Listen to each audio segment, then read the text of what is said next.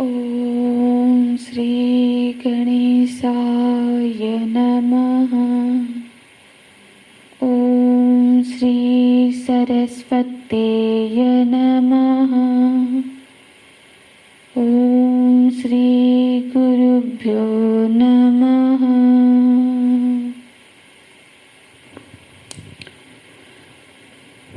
श्लोक नंबर 49।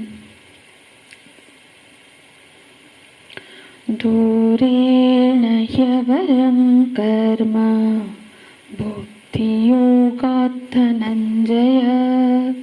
बुद्धौ शरणमन्विच्छ कृपणः फलहेतवः। कृपणः फलहेतवः। यत् पुनः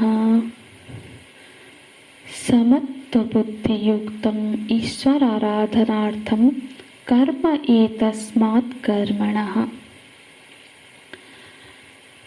अगर तो कोई इस योग बुद्धि से का आश्रय लेकर कर्म नहीं करता है, लेकिन कर्म करता है, सत्कर्म करता है, तो फिर उसके कर्म का उसका क्या स्वरूप होता है, यही इस 49वें श्लोक में भगवान बोलते हैं। ते हे धनंजय, धनंजय जो साधन रूप धन का अर्जन करे, जय करे। धत्ते इति धनम, जो हमारे अंदर गुणाधान करे, उसका नाम है धन। तो भगवान बोलते हैं हे धनंजय, श्लोक देखेंगे अन्वय करके। हे धनंजय, बुद्धि योगात् ही अवरम कर्म। बुद्धि योगात्, बुद्धि योग से अवर, अवर माने निम्न स्तर का, निकृष्ट कर्म जो है, जो वो कर्म कैसा है, तो बोलते हैं दूरेण। दूरेण माने निकृष्ट, निम्नमान का, वही दूरे, दूर। जैसे कुछ लोग हम देखते हैं समाज में, कुछ लोग ऐसे बहुत कर्तव्यपरायण होंगे, समाज के प्रति, देश का भी सेवा करते होंगे, बहुत सारे कर्म करते हुए दिखेंगे, कर्मनिष्ठ होंगे, पर यदि भगवान की बात या फिर भक्ति की बात वो उनको अच्छी नहीं लगती है, तो बोलेंगे ये क्या, मनुष्य सेवा ही सबसे बड़ी सेवा है, गरीबों को दान कर, बाकी सब बोलेंगे, पर वो भक्ति में उनकी कोई रुझान नहीं होगी।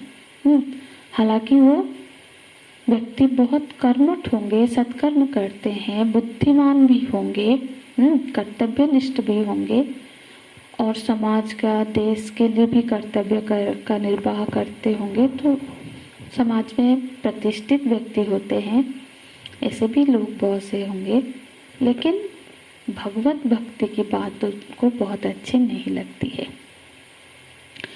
ऐसे लोग बहुत है समाज में। तो यहाँ भगवान क्या बोलते हैं कि उसका जो सत्कर्म है, वो जो सारे सत्कर्म करते हैं, क्योंकि वो योग बुद्धि से रहित है।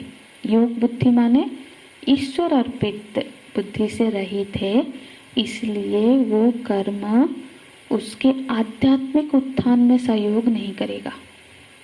वो सत्कर्म भी मतलब योग बुद्धि रहित होने के कारण उसके चित्त की शुद्धि का कारण नहीं होगा। इसलिए हम कभी कभी देखते हैं बहुत कार्यरत रहते हैं, बहुत सारे कर्म ऐसे करते हैं, पर मन ऐसे लगता है कि इनके चित्त में इतनी सारी कड़वाहट, इतनी सारी गंदगी कैसे भरी है, क्योंकि वो ईश्वर अर्पित बुद्धि से नहीं करते हैं। उसको मोक्ष के मार्ग में आगे बढ़ने में वो कर्म सहयोग नहीं बनेगा। हालांकि वो जो सत्कर्म करते हैं उसका शुभ फल उनको प्राप्त होगा। शुभ फल मतलब शुभ परिस्थितियां प्राप्त हो सकती है, जीवन में मान मिलता है, माल मिलेगा, प्रतिष्ठा, ऐश्वर्य, ये सब चीज़ें उनके पास हम देखेंगे। ये सब सत्कर्म का प्रभाव में ये सारी भौतिक उपलब्धियां उनको प्राप्त हो सकती है, लेकिन सांख्य बुद्धि में आरोहण करने का साधन नहीं बनेगा। हाँ, और सांख्य बुद्धि में आरोहण करना मतलब करने का साधन न बने तो फिर वो कर्म आध्यात्मिक दृष्टि में निकृष्ट होगा, है ना। इसलिए भगवान बोलते हैं दूरेण, वो तो आध्यात्मिक उत्थान से बहुत दूर है। इसीलिए अर्जुन भगवान बोलते हैं बुद्धौ शरणम अन्यच्छ। इसलिए तुम बुद्धि के शरण में रहकर कर्म करो। बुद्धि के शरण में माने योग बुद्धि के शरण में, मतलब एक योग बुद्धि में और फिर आगे बढ़कर सांख्य बुद्धि में पहुंचना है। अन्विच्छ, बुद्धो शरणम अन्विच्छ। अन्विच्छ माने प्रार्थयस्व। तुम ऐसी प्रार्थना करो कि मेरी स्थिति योग बुद्धि में बनी रहे। प्रार्थयस्व माने ऐसा प्रार्थना करे कि हमारा जीवन इच्छा परायण जीवन से उठकर कर्तव्य परायणता की ओर जाए और फिर कर्तव्य परायणता से ईश्वर परायण बन जाए। जब व्यक्ति जो ऐसी प्रगति नहीं करता है वो बेचारा हमेशा क्या रहता है, कंजूस बना रहता है। बोलते हैं कृपणाः फल हेतवः। फल हेतु, फल हेतु माने जैसे पशु, किसी पशु को चारा दिखाते दिखाते हरी चारा दिखाते दिखाते उसको कहाँ भी चाहे तो हम उसको ले जा सकते हैं, है ना। ये फल हेतु है, मतलब हमेशा फल दिखा दिखा के उससे कर्म करवाना। तो जहाँ तक कि कोई आध्यात्मिक अनुष्ठान हम देखते हैं ना दुनिया में, कि कोई आध्यात्मिक अनुष्ठान की भी बात करो तो पूछेंगे कि इससे क्या मिलेगा, क्या फल होगा इससे, स्वास्थ्य पर इसका क्या प्रभाव पड़ता है, जनेऊ धारण करेंगे तो इसका क्या लाभ होता है। अरे वो तो कर्तव्य है, धर्म है, इसका फिर वैज्ञानिक कारण बताओ। जैसे वैज्ञानिक ही भगवान हो गए हैं, तो इस साधन का मतलब कारण भी वैज्ञानिक कारण चाहेंगे कोई भी साधन का। ये सब फल हेतु है। अरे अपने प्रभु जी के प्रसन्नता के लिए कर रहे हैं, क्या फायदा होगा इससे, हमें क्यों उसकी चिंता। भगवान कहते हैं ये जो फल हेतु वाले लोग होते हैं, कृपणाः होते हैं, वो अपनी बुद्धि का सही उपयोग, पूरा उपयोग ही नहीं कर पाते हैं। इसलिए बोलते हैं फल हेतवः कृपणाः। कृपण माने क्या, जब हमारे पास कोई चीज़ कोई वस्तु होती है और हम उसका उपयोग ही नहीं करते, ना अपने लिए करते हैं ना दूसरों के लिए करता है, तो उन्हीं को तो कृपण बोलते हैं। भगवान ने हर व्यक्ति को इतनी आध्यात्मिक सामर्थ्य प्रदान की है, बौद्धिक सामर्थ्य प्रदान की है, लेकिन वो बेचारा सिर्फ छोटे छोटे इच्छाओं को पूरी करने में ही अपने सामर्थ्य को लगाता है। उसके पास उपलब्ध बौद्धिक योग्यता का उपयोग ही नहीं कर पाता, तो कृपण ही हुआ ना। भगवान भाष्यकार कृपण का अर्थ करते हैं हीन, मतलब दीन। दीन माने बेचारा।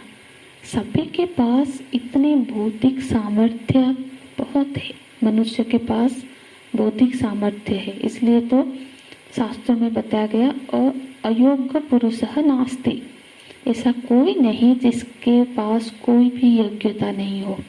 हर मनुष्य में कोई ना कोई योग्यता जरूर होती है, कोई ना कोई सामर्थ्य होगी, लेकिन प्रयोजन तत्र दुर्लभ। मतलब जो सामर्थ्य हमारे पास होती है, जिसके पास, वो उसका प्रयोजन भी कर ले, उसका उपयोग भी कर ले, करने वाले दुर्लभ होते हैं, वो कम होते हैं जो अपनी सामर्थ्य का पूरा उपयोग करते हैं। ऐसे बुद्धि का सबसे बड़ा जो बौद्धिक सामर्थ्य है, उपयोग है, वो है कि इस बुद्धि से परमात्मा की उपलब्धि कर लिया जाए। तो भगवान भाष्यकार एक श्रुति का उदाहरण देते हैं जहाँ याज्ञवल्क्य ऋषि गार्गी जी से कहते हैं यो वा एतदक्षरं गार्ग्य अभिदित्वा लोकात् प्रति स कृपणः।